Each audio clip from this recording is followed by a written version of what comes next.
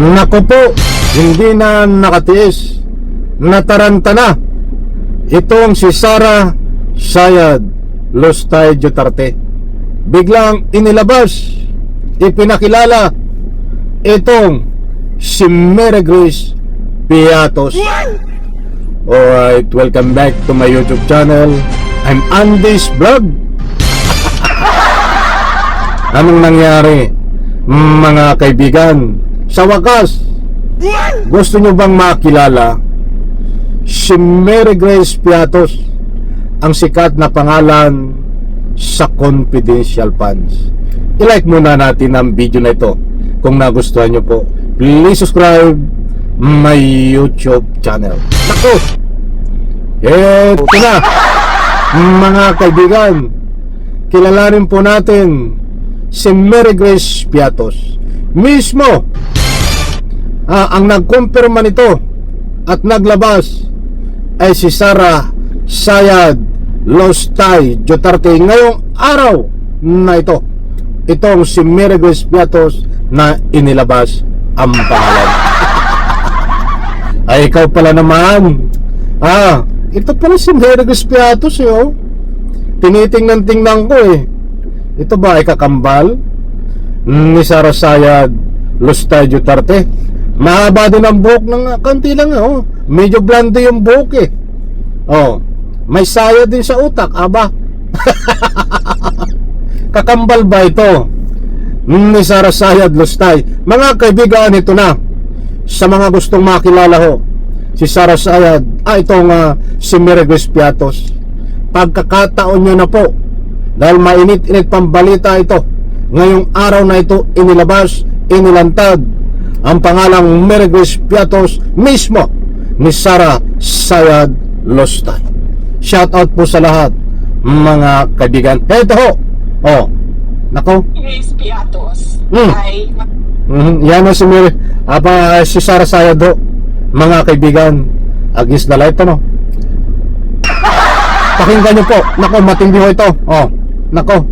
Oh, pakinggan, panoorin. Si Mary Grace Piatos ay masasagot doon sa impeachment trial.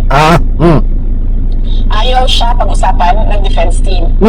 Kasi pinuuna nila yung defense sa confidential funds. Budol. So ang pinayagan lang sa akin na pag ikwento ay yung timeline at ipakita sa mga tao paano ba nag-develop itong impeachment kay Inday Sara. Mary Grace Piatos at iba-iba pang nilang sinasabi, nandito din yun sa timeline natin, nakita ninyo, ay may sagot. Ano yung sagot? Pero gusto ng mga abogado sumagot doon sa tamang venue. Labo nito? Dahil confidential funds protektado ng batas. Hindi ka basta-bastang, kasi nga sinasabi ko kanina sa discussion, ang confidential funds pinoprotektahan niya ang national security natin at yung buhay ng mga tao na mayroong impormasyon na makakasira ng seguridad. Ano ka, pulis? Hindi po sa ayaw nyo. Ano ka, pulis? Ano ka, sundalo? Ano ka, NBI na mayroong mga ganyang trabaho?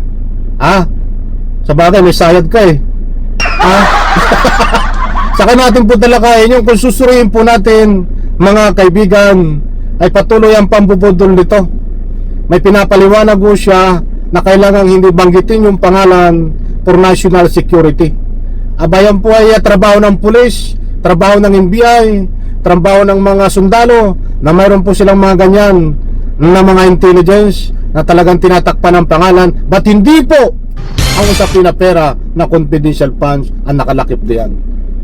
Ay haba tayo din eh. Kaya pinadaanan ko lang kaunti. Kaya yung sinasabi ho dito ni Sara Sayad na hindi dapat ibigay ang pangalan, yan po ay imbento nila.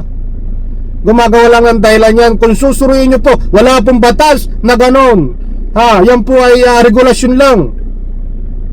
Regulasyon, rules, kasunduan. Diyan po sa hanay ng PNP, sa hanay ng sundalo, sa hanay ng NBI at iba pang ahensya ng pamahalaan.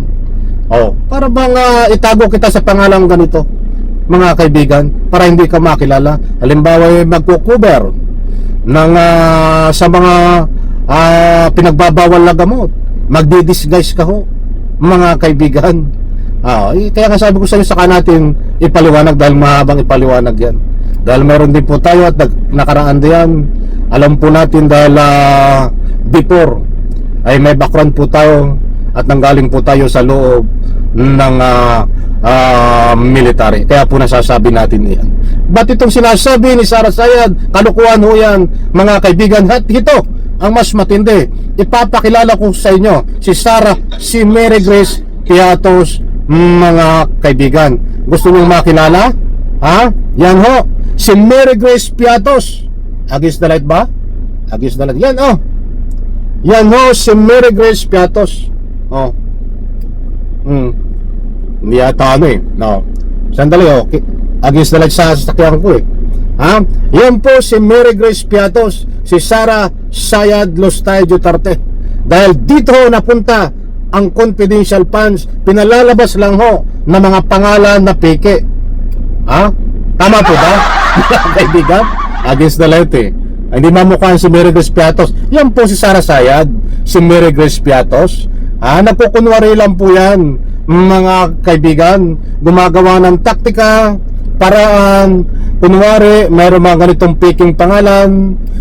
Sinadya ho nila yan. Ba't ang totoo, yan po ay mga peking na pangalan na dinadivert sa trabaho ho ng kapulisan, military, na yan po ay malayo sa trabaho nitong si Sara Sayad para magkaroon po ng mga peke na pangalan. Huling-huli ho, mga kaibigan, saka po natin talakayin yun, yung mga sikretong pangalan, mga kaibigan. Muli po, hindi ho tayo nagpapakalat ng anumang fake news dito. Nasabi nga ni Sara Sayad Lostay Duterte na ipapakita niya, sasagutin niya ang Mary Grace Piatos sa impeachment trial. Kung ito ay matino at kung talagang ito ay may mga matibay na ebidensya tungkol sa tunay ng pagkatao ni Mary Grace Piatos, dapat pa bang paabutin sa impeachment? Hindi na, di ba? Wala silang maipakita ng Mary Grace Piatos dahil yan po lahat ay mga peke na pangalan para makuha niya ang pera sa pamamagitan ng confidential funds. Kunwari, ipinamigay. Pero hindi ho, mga kaibigan. Nasaan ngayon ang maraming pera na yan? Abangan po natin dahil sa testigo ho na si Madriaga, mga kaibigan. Marami po siyang kinalaman diyan. Abangan po sa impeachment trial. Muli po, isang like sa video na ito, mga mahal kong taga-subaybay. Nakilala niyo ho ba si Mary Grace Piatos? Pinakita ko ho sa inyo, mga kaibigan, at ito muli ipapakita ko sa inyo.